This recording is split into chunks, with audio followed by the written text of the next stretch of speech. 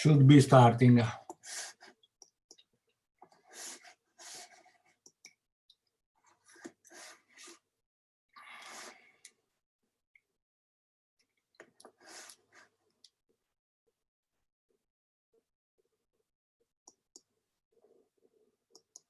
Okay. Do you have any questions, or we can start with the lectures? So the name of this class is Modeling and Control of Environmental Systems. So as it is customary for me, okay, I start with introducing some terminology. First of all, I am Luca Palmeri. You can see my email here. So if you need to contact me, please do not hesitate to contact me by email. And I will try to answer you as quick as possible. Modeling and control of environmental systems. So here we have some words we should give a look at. First word is modeling, from Latin word modulus, small module or paradigm. If you want, you may translate it, or you may use a synonym of paradigm like description. We are descripting, we are trying to describe environmental systems. The second key word is control. Control is intended in this context with two meanings. The first one is the meaning of monitoring. I am controlling how the environmental system is working, so I'm doing monitoring. Monitoring means analysis, means sampling, for example, of water or of air or of terrain, and try to analyze the quality of this element. But the other meaning of the word control in this context is also that of management. I want, or I'd like to control environmental system. This is why we shall build a model, so a description of environmental systems that allows us not only to monitor or appraise the working or the behavior of the systems, but also to control or to manage the system, so doing some actions that will somehow interfere or change the behavior of the system. What are environmental systems? These are a big question. Environmental system, it is a wraparound concept that comes from the two science ecology, if you want, and economy. You can see that these two words, ecology and economy, share the root eco. So eco from the Greek oikos means house.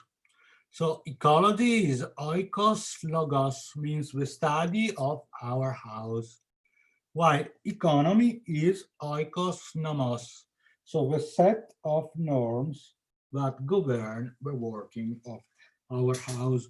So as a kind of reversal of the concept oikos, house, we consider the house not our house, but circumscribed by the four walls, but our house is the environment or the system in which we as living beings are embedded. So the concept of environment here is the concept of the structure that allows us to survive or to thrive in this context, so in the environment. It might be interesting to look at some definition of the concept environment. And I shall start from the classical definition given by the European Community Council in 1973. Environment is seen as the set of elements that, in the complexity of their relations, constitute the framework, the habitat, and the condition of human life, which are in reality or what are perceived. Let's give a look at this sentence more in detail. First of all, we see that we have a set of elements, so not yet particularly defined elements, but we see that there are more than one thing, several things, so we may see a set of elements that are somehow in relationships each other, and the relationship has to do with the complexity of the system. We will talk about the concept of complexity in several ways during this class. So the complexity of their relationships, and it is exactly this complexity of relationships between this set of elements that constitutes the framework or the habitat, or if you want, the condition of human life. So we are looking at the environment as a set of elements that are interconnected through a set of relationships that we would like to describe, because this set of relationships constitute the framework that allow humans or human life to perceive, human life to thrive, to be persistent. Finally, we shall look at the last incidental sentence of this definition, that is, which are in reality or what are perceived.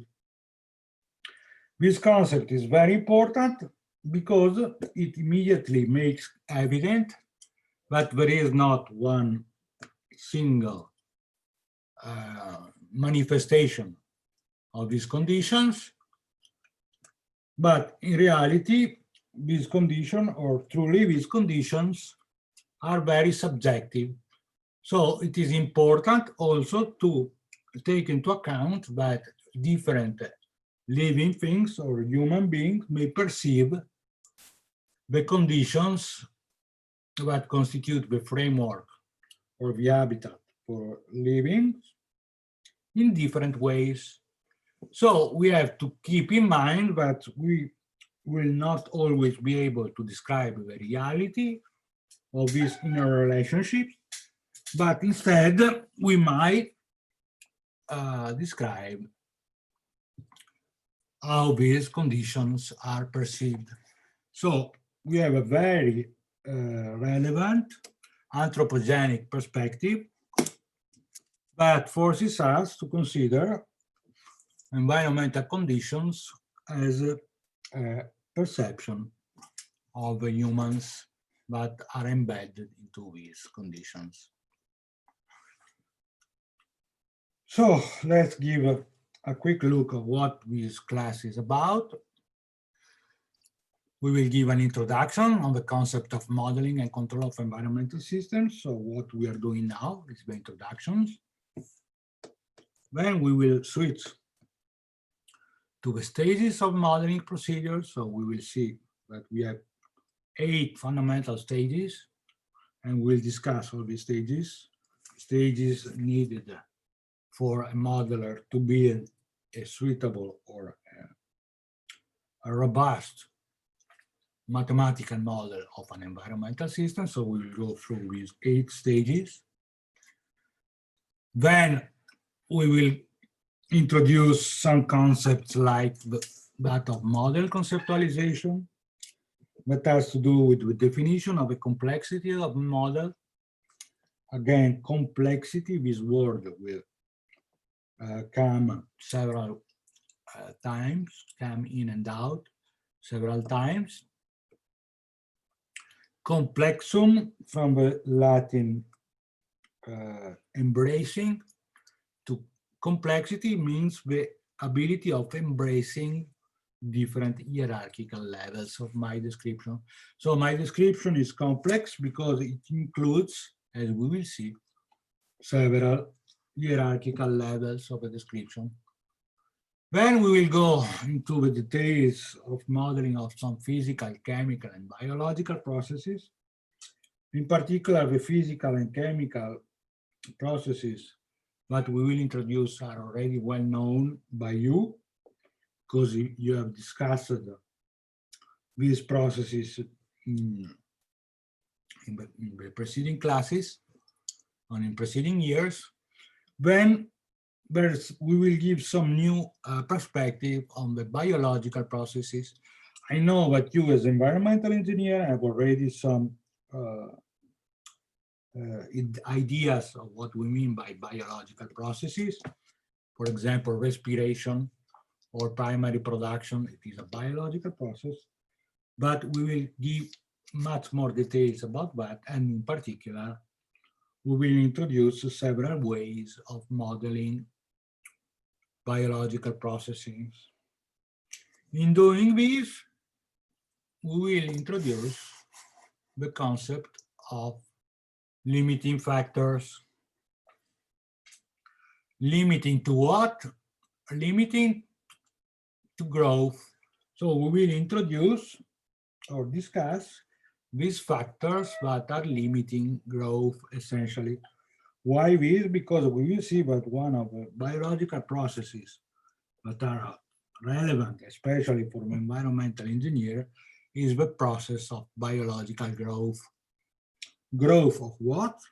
For example, algae, or growth of animals, or growth of flows, growth of these factors that are constituting the framework of our description of our paradigm of the environmental system.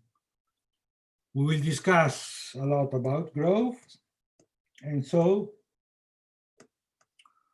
we will discuss about the factors that will limit growth. For example, one example of biological process of growth that is of interest for the environmental engineer is, for example, algal growth. Algal growth that happens in presence of important loads of nutrients, as we will see, nutrients are a limiting factor for algal growth, may end up in the process of eutrophication. And you know that the process of eutrophication, it is a kind of dystrophic evolving process for living systems. So eutrophication is an important process for the environmental engineer that deserves to be described. Then we will introduce the concept of metabolic models. Besides the classical physical, chemical, and biological models, we will introduce a very general approach to modeling the behavior of living systems, that is that of the metabolic models. Metabolic means flow of energies. So as we will see, we will introduce a very general way of describing a living system through the description of energetic flows or metabolic flows. We will call these metabolic models. Then we will give a look to ecotoxicological models. Of course, we are not going to many details about that, but we will just enumerate some ecotoxicological models in terms of mathematical modeling of environmental systems. And you will see that ecotoxicology, as you have seen the class of ecotoxicology, is a particular case of mathematical model of some environmental processes. And finally, if we will have the time, we'll see, I will give you an introduction of trophic networks models. In particular, we'll introduce a tool, modeling tool that is called EcoPath. And this tool allows us to model the exchanges of what? Of nourriture, of feedings between the different elements pertaining to the environmental system.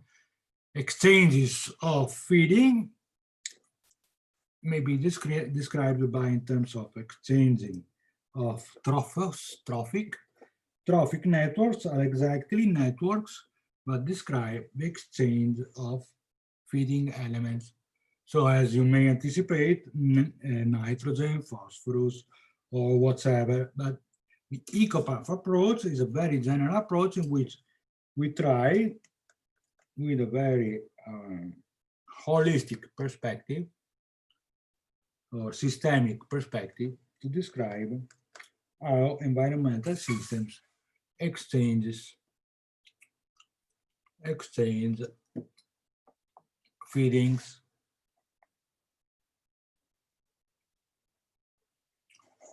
Sorry.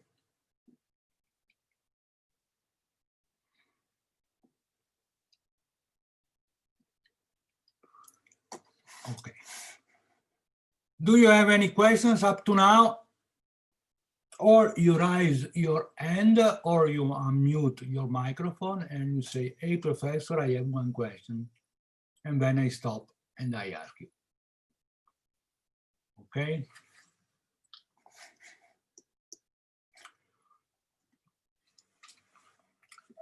It will be argument of this class also that of distributed parameters modeling. So we will give you an example of how we may imagine to describe large complex systems, like for example, a river catchment, by employing a GIS analysis. This is Geographical Information Systems.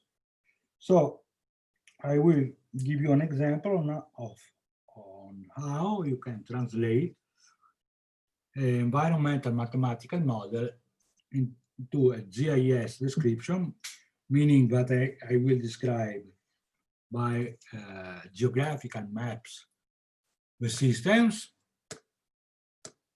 and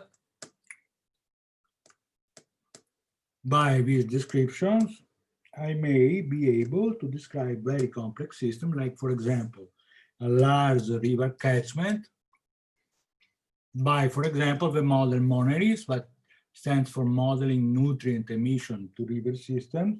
Now you understand that nutrient emission is an important driver for environmental quality. So we will try to describe nutrient emission into large river systems, and I will give you an example of a model applied to the Po catchment river. So a very large 70,000 square kilometers systems, just to show you that even if we may not be so precise and detailed in my description, in our description or paradigm of ecosystem, we may nevertheless obtain some results that may be useful for the management of these environmental systems. A large environmental systems, like, for example, the river catchment of a Po river. We will discuss very briefly wastewater treatment plants models. And I will introduce you the concept of ecosystem services. That is fundamentals in building models for environmental impact assessment. So we will have a whole lecture in which I will introduce the concept of ecosystem services, and I will give you an example on how we applied this concept in a large project in the Laguna of Venice, the Vimine project. Vimine is Venice intertidal ecosystem management. Venice integrated management of intertidal ecosystem, Vimine. And this is a large project, a European project that we have carried from the year 2006 to the year 2020, sorry, 2016 to 2020, so a 4-year project that has been applied in the Lagoon of Venice for protecting salt marshes from erosion. And in order to evaluate the functionality of such a complex ecosystem like the salt marsh ecosystem in the Venice Lagoon, we may employ the concept of ecosystem services. Okay, this is the calendar of the class. You can download this PDF calendar from the Moodle website. So you will see here we are introduction today, generalities about model, physical and mathematical models. Research and management models will be next week. We will introduce the concept of holism and productionism. We will introduce the ecosystem as an object of research. So this is a matter of introducing some concepts, some words. We will discuss a brief history of evolution, what we call Gaia's epigenetics. And then we will start our modeling effort by introducing modeling elements. Then the week after, so the week starting the 12th of October, we will introduce sensitivity analysis.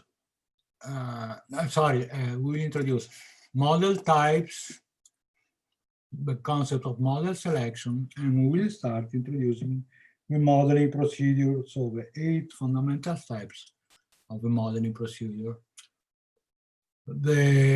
On the first day of this week, we'll introduce conceptual diagrams of models. We'll try to introduce a way of defining optimal complexity.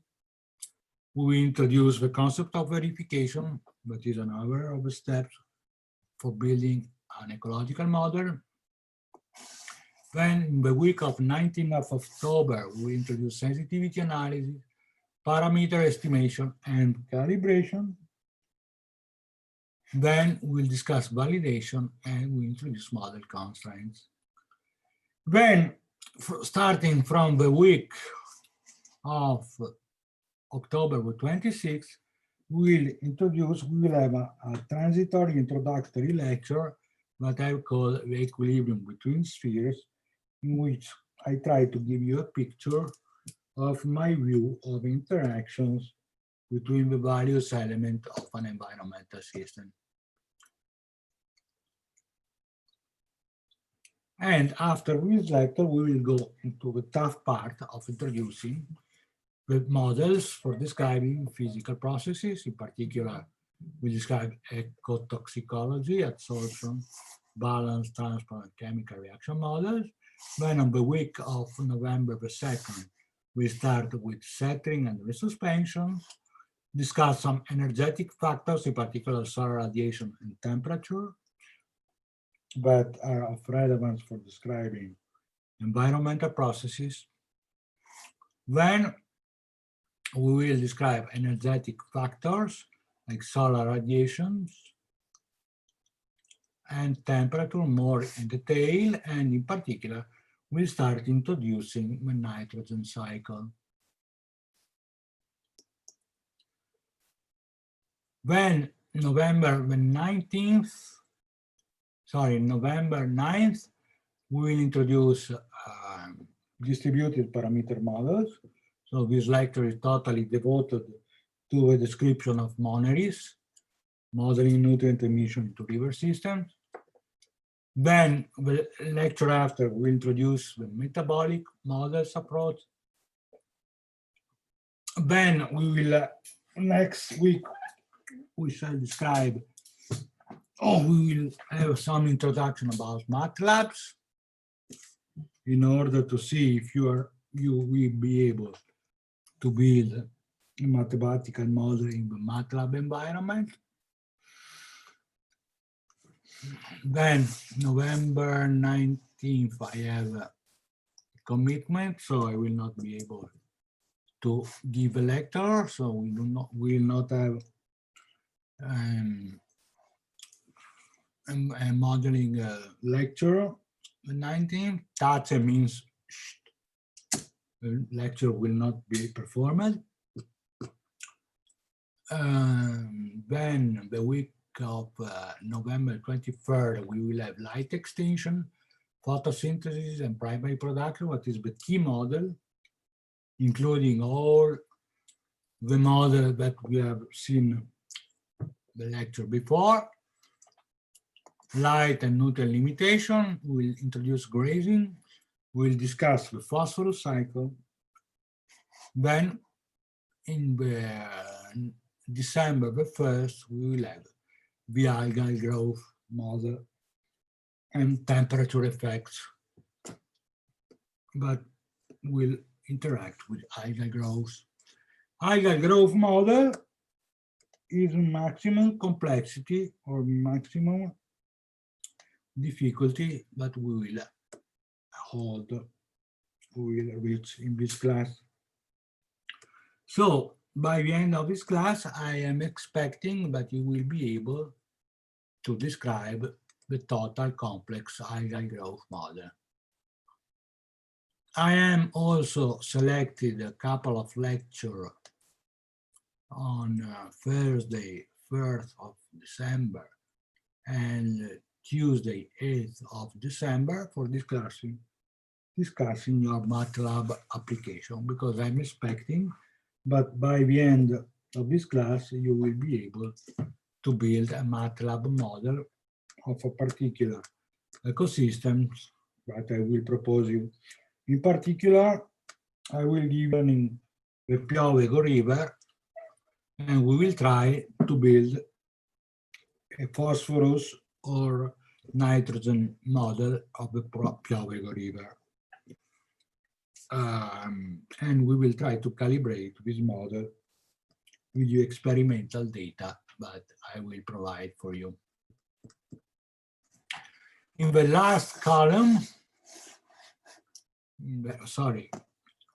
last column, you have all the references to where you can find information about what we are discussing in class. The text, the reference text is the Ecological Processes Handbook. I'm not asking you to buy this book, but it is very expensive, meaning something around $50. If you want to buy it, I'm very happy, but you are not supposed to buy the book, also because you will have references to the book that is in this column. So chapter 1, paragraph 1.7, chapter 5 means these are chapters of the Ecological Processes Handbook.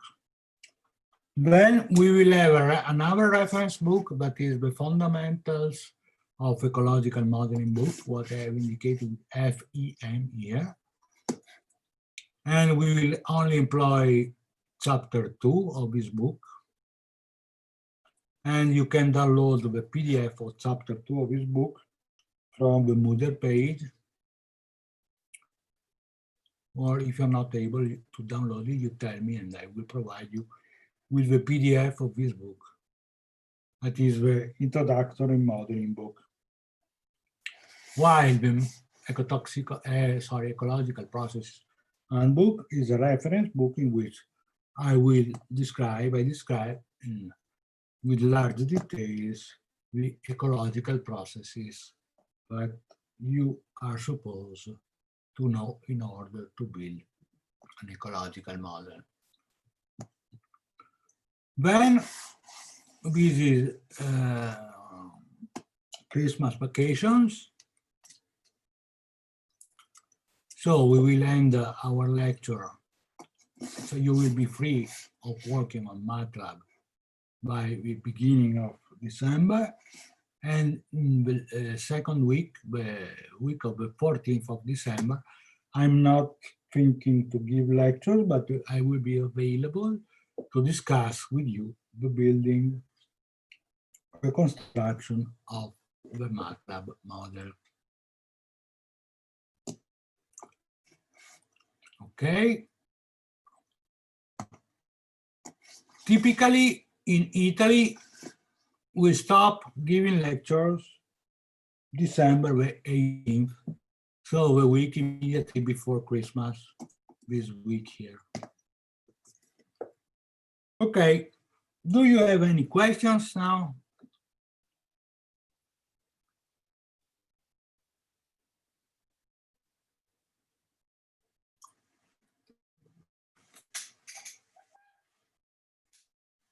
Can you understand what I'm saying? Do you understand the way I'm speaking, or I'm talking a very bad English? We understand you well, Prof. Okay, thank you very much. Give me one moment.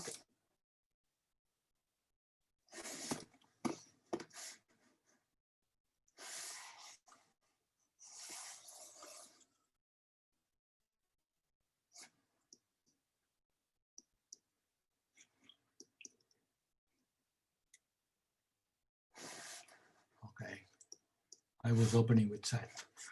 Okay, now let's start to introduce some general concepts linked or needed to discuss about environmental mathematical modeling.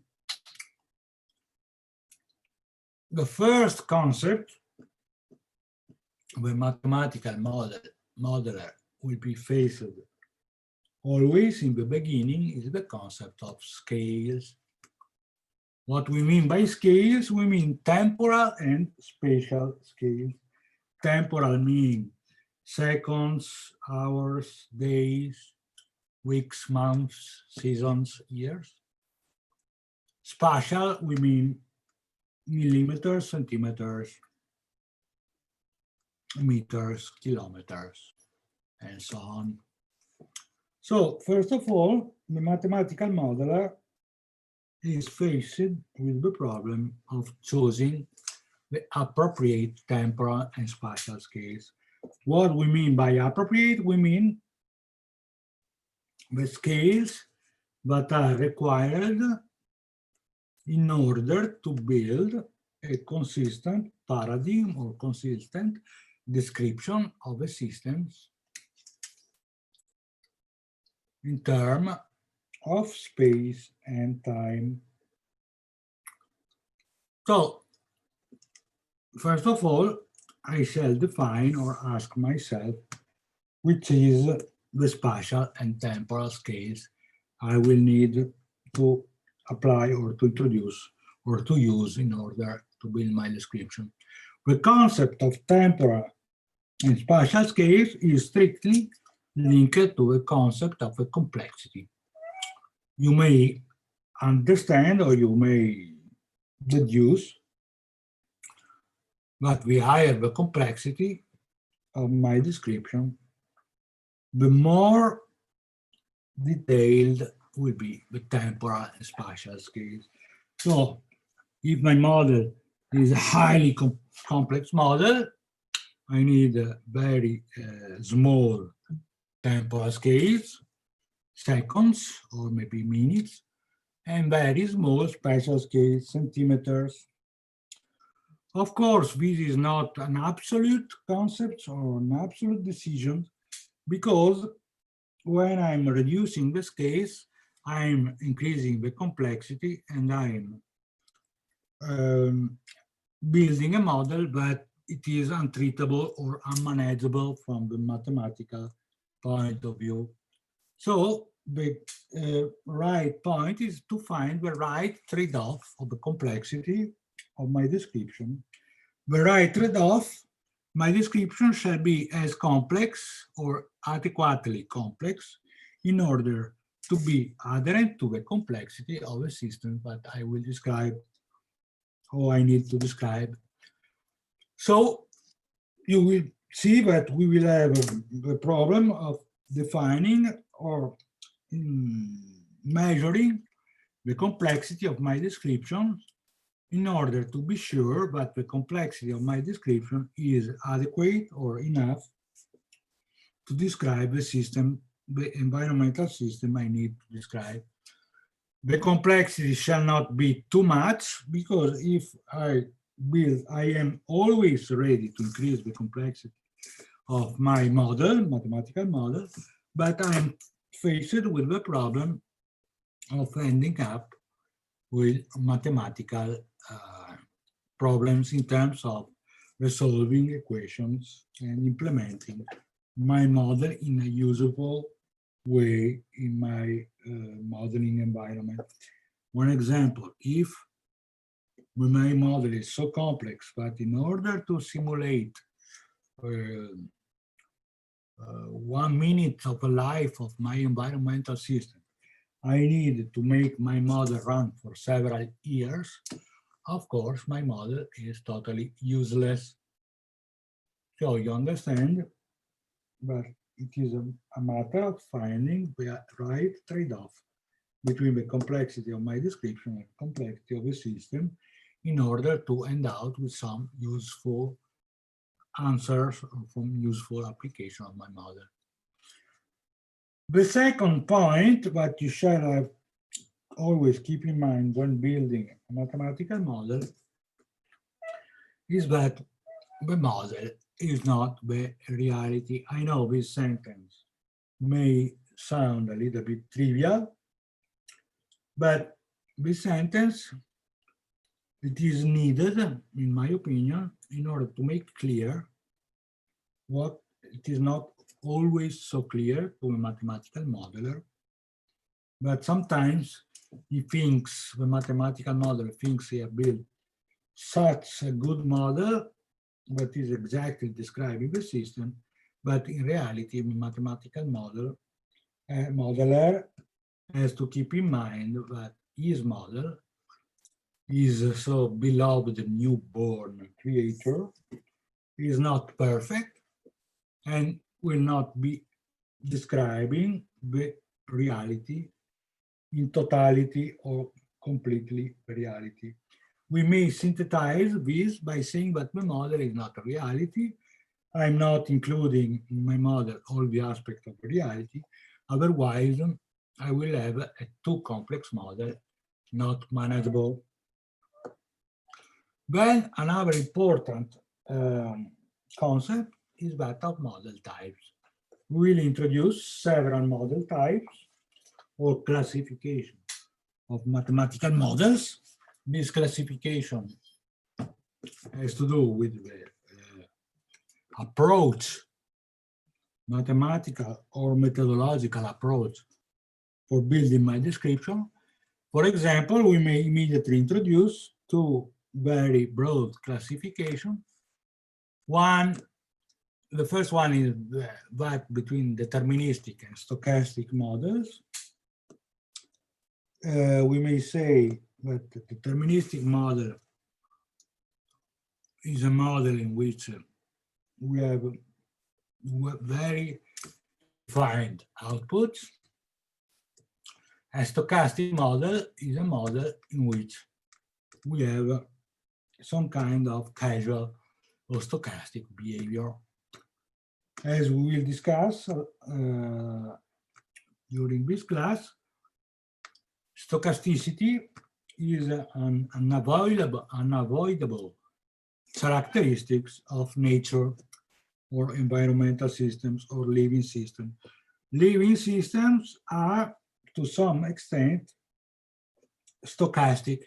So the truth when you build a model is that you will build a model that is in between the total determinicity, like for example,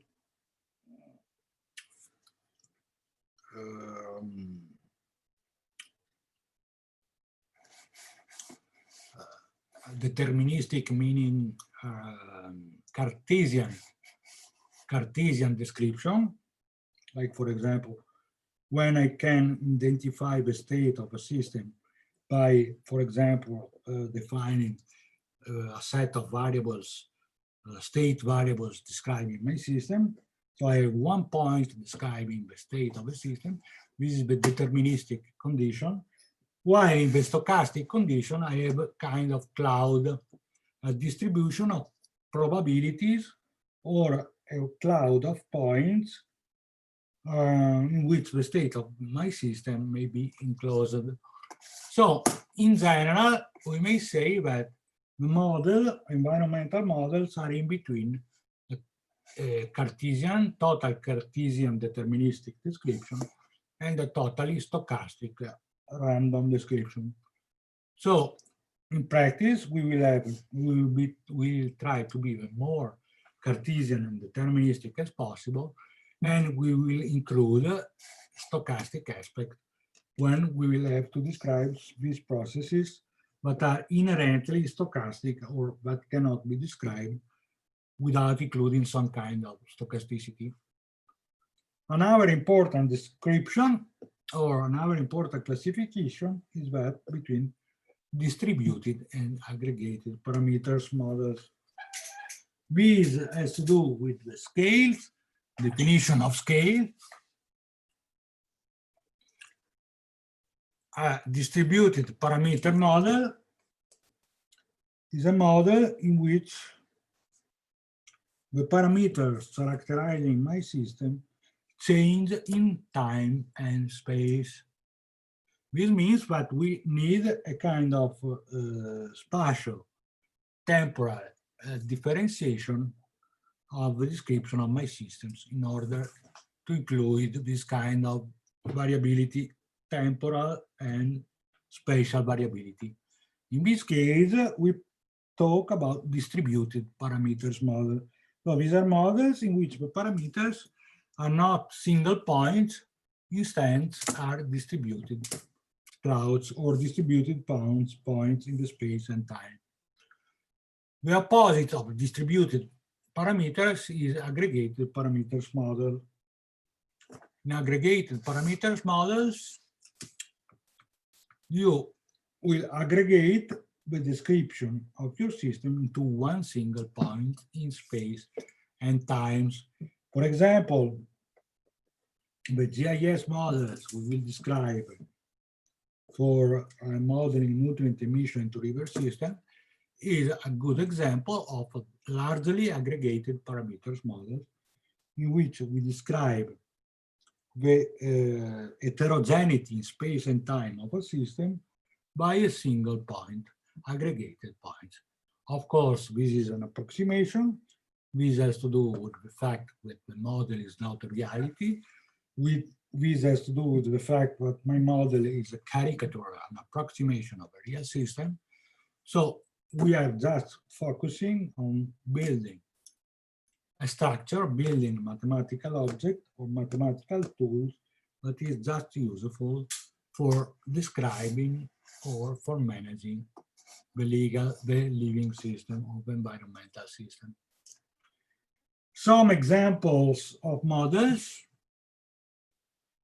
or some context in which the word models is employed, for example, that of tailoring. When you go to a tailor to make a self-shaped dress, the tailor is building a model, for example, of your shoulders or of your legs, of your bodies, and is building a model that it is useful to produce in series dresses according with these models. Wind tunnels is another example of a real scale model. You may recall that wind tunnels are employed in car manufacturing in order to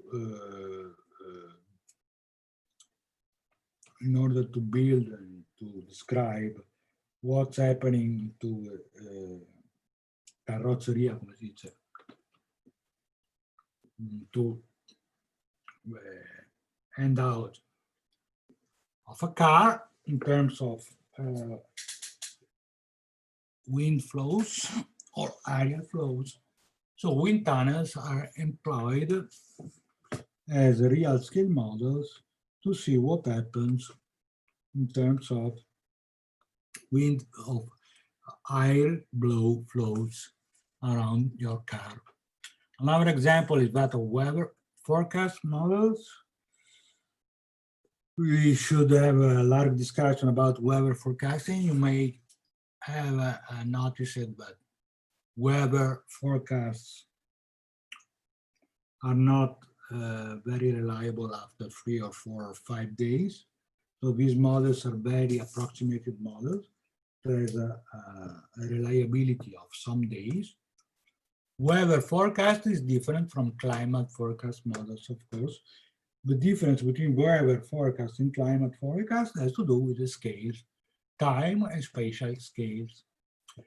Some of you may have played with flight simulators. Flight simulator is another way of implementing mathematical models of real objects. Or then we may have econometric models. These are models applied by economists.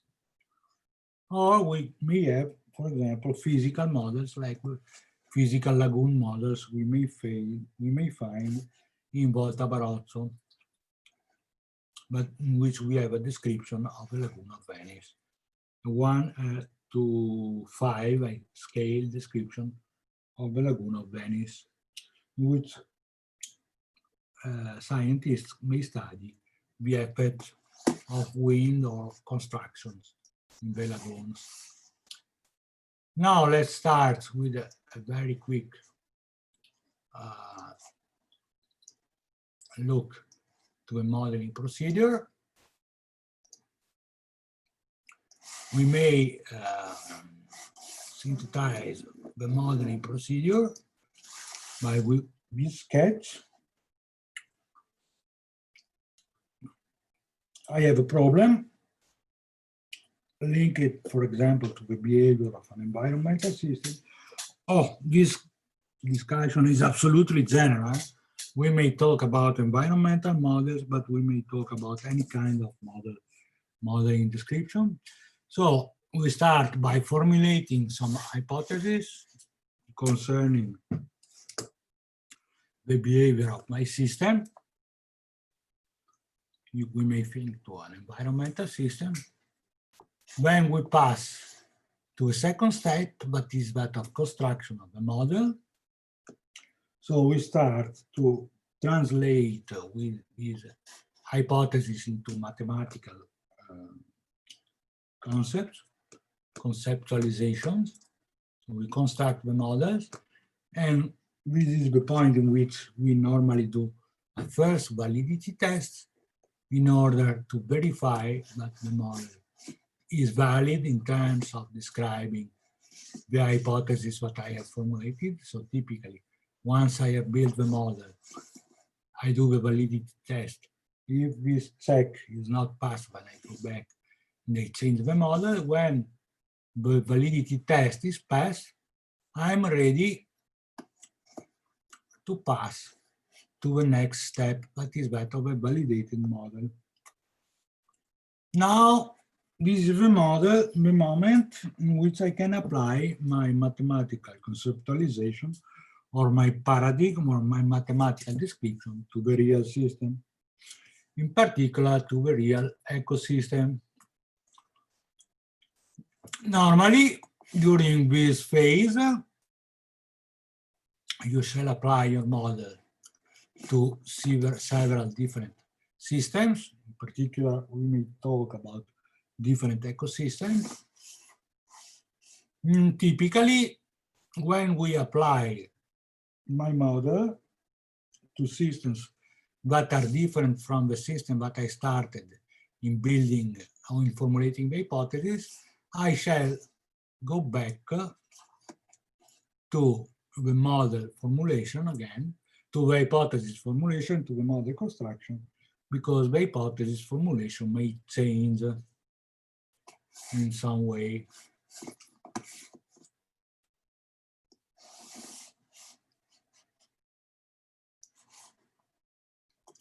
So I go back to reconstructing the model, so I'm back to the step 2, construction of a model. I do again the validity test.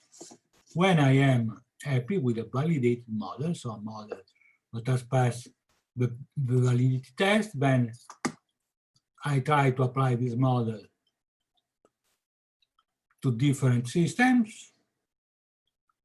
Then typically, if I discover that the model is not suitable for being applied to different systems, I need to go back and to improve the model through, for example, a definition of the underlying assumption. So I rediscuss the hypothesis.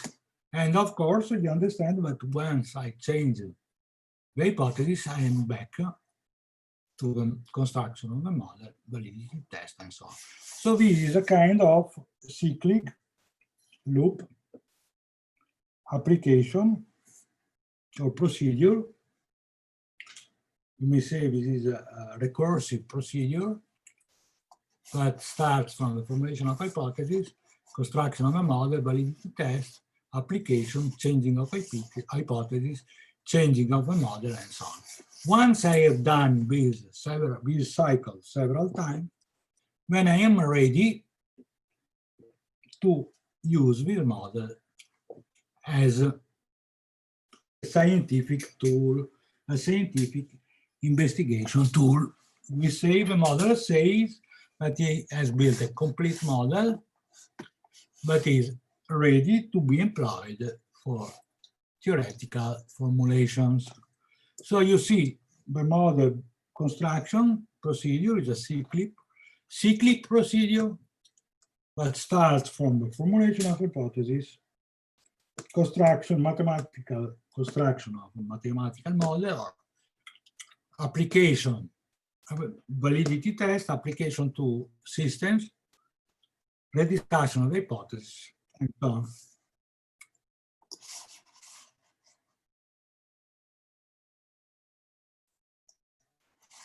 Okay. Do you have any questions?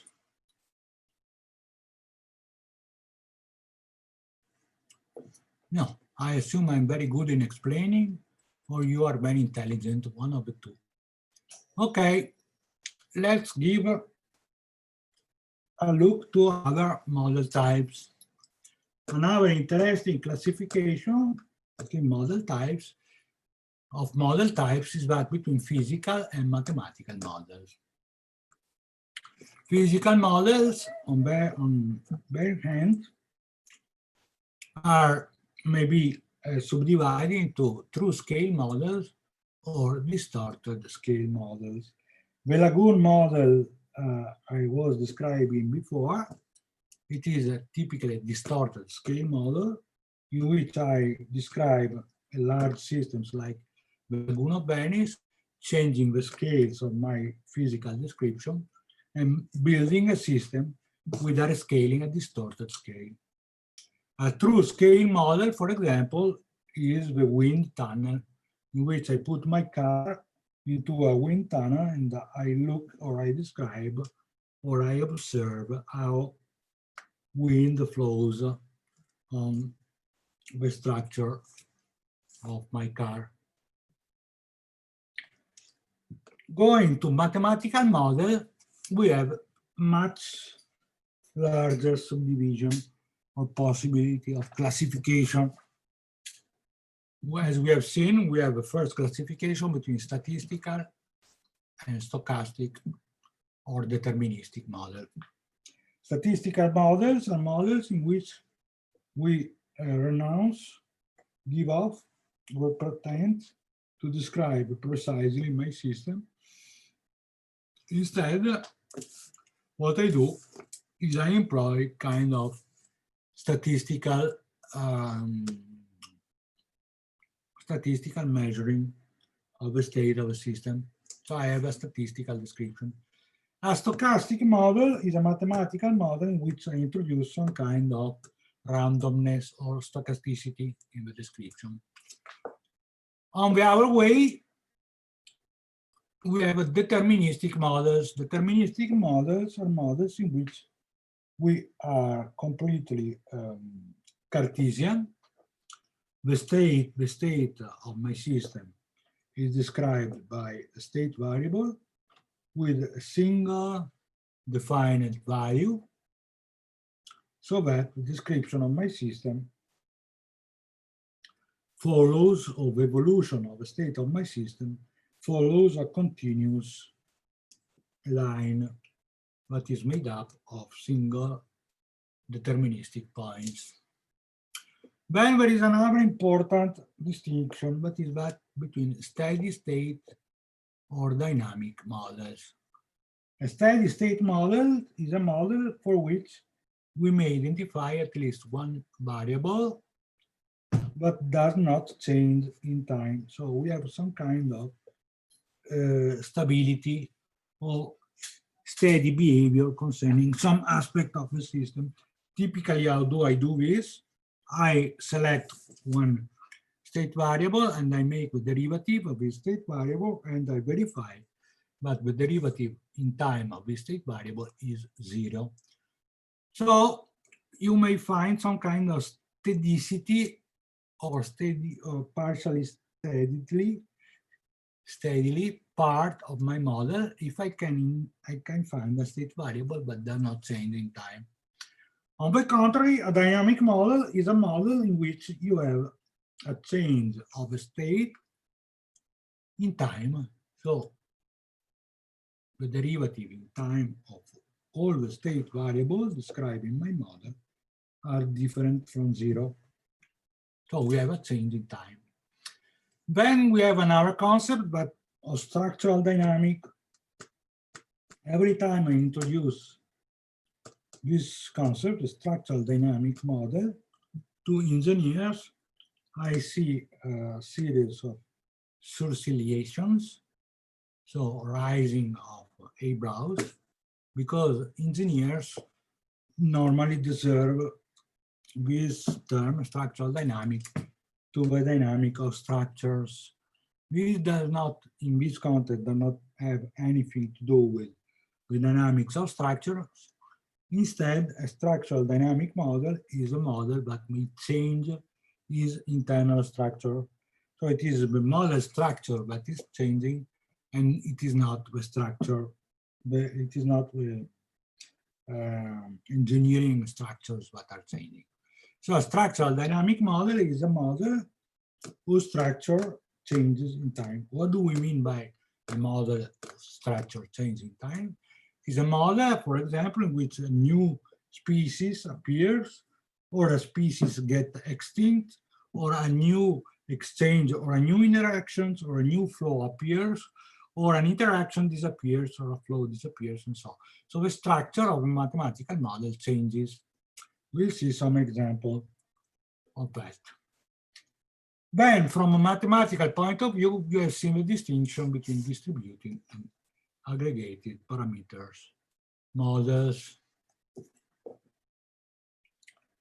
Let's give a look to some example of physical models. Physical models may be smaller or larger physical copies of an object. As I told you, the lagoon, the wind tunnel, or for example, the ship blueprint, or also you may say, you may recall in your high school chemical or physical classes, the models of atoms, Bohr's atom models, or there are some kind of even more complex physical models, the so-called microcosms, like biosphere too. These are models employed to study the evolution of ecosystem. For example, they have built microcosms, researchers have built microcosms in the deserts, in large deserts in the United States. They insulate a part of the desert and they control the temperature, the humidity of the atmosphere, wind currents, and so on. They control all the physical, chemical parameters in order to see how living systems reacts to changing of these parameters. So these are examples of building trials for the researchers to build living systems into controlled environment. A much simplified type of microcosms is batch reactors, but largely employed by biologists. Batch reactors are reactors or containers in which physical biochemical conditions are maintained constant, and some organisms or living things are placed in these reactors, and where researchers studies the evolution of these living things while the changing of the conditions happens. Okay, we have physical models of dams and lagoons. I'm not going too much in details, in which instead we shall discuss a little bit more in detail about topographic models. What are topographic models? Topos means locus, loci, place. So topographic models is a description of the reality or of an environment. Typically, geographical maps are topographic models. You may recall that there are several different geographical maps according to different representations that you employ for different purposes. This has to do with the fact that my model contains, topographic model contains the elements of interest for the intended purposes and not all the elements of the system you're describing. So we are introducing here the concept that we are discussing here again the concept that the model is not the reality. Instead, the model is a simplified description of some aspect of reality, whose aspects, exactly the aspects were necessary for describing the system for the intended purpose of your description. Typical example, topographic model, road maps.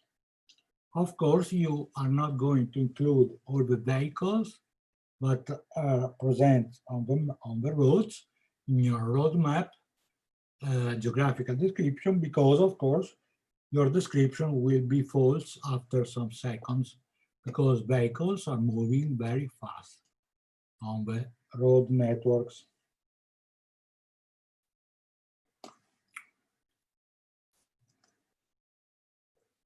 Why mathematical models are so important? As we will see in the following lecture, mathematical models are very important for the ecologists or for mathematical modeler, or to a certain extent also for the environmental engineer, because they allow us to pass from a simple analysis of the system, analysis, observation of the system, to what is called synthesis. So we pass from simple observation to the possibility of making forecasts on the behavior of a system. Forecast is the synthesis that comes from the analysis.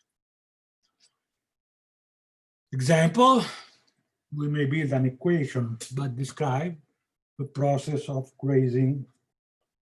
What is grazing? We will see this concept because we introduce the process of grazing. Graze is, in Italian, is brucare, means feeding of hypertrophic levels. For example, animals that feeds on plants, they are grazers. The process of grazing is quite a complex process that includes a lot of elements. For example, linked to the state of the animal, the health of the animal, the quantity of food available, the physical chemical conditions, the temperature, the presence of disease. whatever, an endless number of aspects that may influence the process. So building a model describing grazing, as we will see when we will implement algal growth models, is a typical application of analysis to synthesis process, analysis to synthesis, analysis of the behavior of the system, building a set of equations that allows us to make forecasts or to describe a dynamical behavior of a living system. We may say that the model as a scientific tool allows us to deepen our understanding of the processes. Because in order to build, for example, the grazing model, we need to understand and to include a lot of sub-processes that made up the big picture of a whole picture, holistic picture of the grading process. We'll discuss about holism and the reductionism next lecture. Then the other important aspects, besides that of analysis and synthetic approach, analysis to synthesis, is that of management. As I introduced in the beginning of this lecture, mathematical models are not only useful for describing, but may be useful also for system management or process management. Typical example, baggage claim system in an airport may be described by a process of baggage distribution. Modelers like to give this nice story of Detroit airport. The first day they have started the working of the Detroit airport, there was a problem in the baggage distribution model, in which the modelers have made a wrong thing in the model. So there was a complete mess in the baggage distribution. They had to close the airport. So this is an example of process management. So models are useful also for management of system. Management also allow predictions. Typical example that of economical models, or are very important when you deal with environmental pollutions. Environmental pollution problems may be dealt by, for example, managing the environmental system. Typical example, I lower the load of nutrients into a particular river in order to reduce the eutrophication process. You shall keep in mind that all these models typically arise from research models. So we start by doing research. So we do analysis, then we do synthesis, and then when we have a synthetic description, then we are ready to build a management model. A good example of this approach is the DPSIR framework, that is a standard de facto in the European community, in which we try to classify different indicators, environmental indicators, into 5 classes: drivers, pressures, state, impact, and responses. Typically, driver will be the need of obtaining some kind of service from your system. While obtaining these services, you may produce some kind of pressures on the environmental system. The pressures cause a change in the state of the system. A change in the state of the system cause an impact, and an impact may be dealt with a kind of response. And the response may act at different levels: the level of the driver, the level of the pressures, state, or impact. Okay, I will not go too much into detail because I will give you some other example later about the PSIR framework, but I like to introduce this, this framework here because it is a good way of, or useful way, or if you want, a standard way of classifying environmental indicator. So environmental indicator may be indicator of drivers or indicator of pressure, indicator of state, impact of response. If you want, you may try to sort out some kind of indicators in this classification for the process, for example, of agricultural production. So you may try as an exercise for you to find the 5 indicators of driver pressure, state, impact, response for farming activity.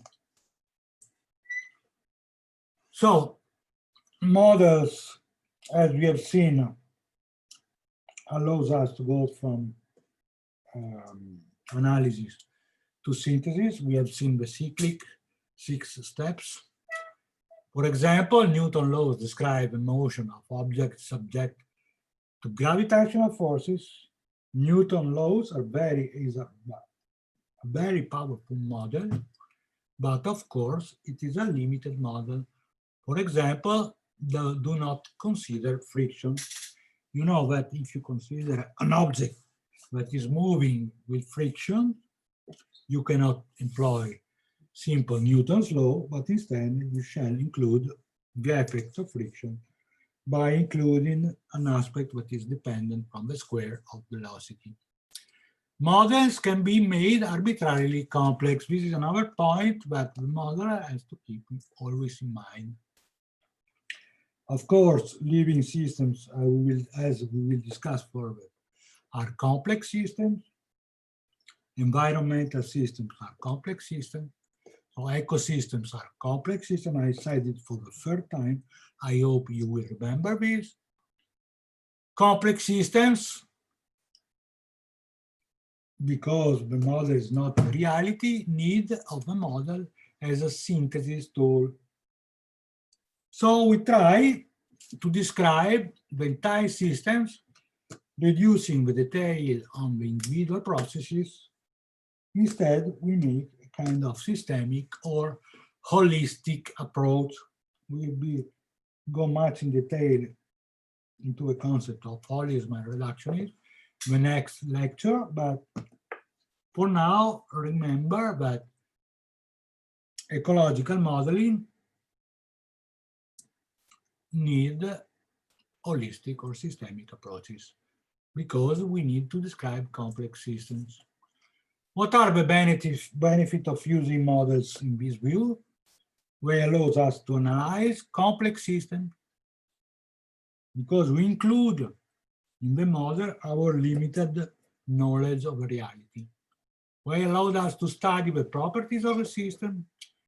They reveal the limits of our understanding, and they allowed us to test of scientific hypotheses. You may recall the example we made the cyclic procedure for building a model. We start first of all by formulating scientific hypotheses, then we build a mathematical model. When we test the validity of a model, we apply it to real systems, and then we go back to the construction of a model. The verification of scientific hypotheses may end up in 4 different cases. The first case we have is the dream case for the ecologist. We have a correct model and that is based on correct assumption. The second case, what is more likely to happen, you have a correct model but wrong assumption. And the third case, that is again likely to happen, you have wrong model with correct assumption. Typically, when you make a modeling description of a system or a complex system, you end up in the second or third case. Correct model, wrong assumption, wrong model, correct assumption. The nightmare is when you fall in the fourth case, a wrong model and wrong assumption. Here you are really navigating in the clouds or navigating in the fog. You don't know anything. So you are really lost. And this is the worst case you hope never to find yourself in. Okay, modeling and control of environmental systems, first lecture ends here now. Here you have a link to the web page on Moodle and Odissea, then where you can download all the lecture handouts that will be available daily, day by day. And then please contact me if you have any doubts or if you have any questions. Now we stop here with the class. If you have any question, I'm here.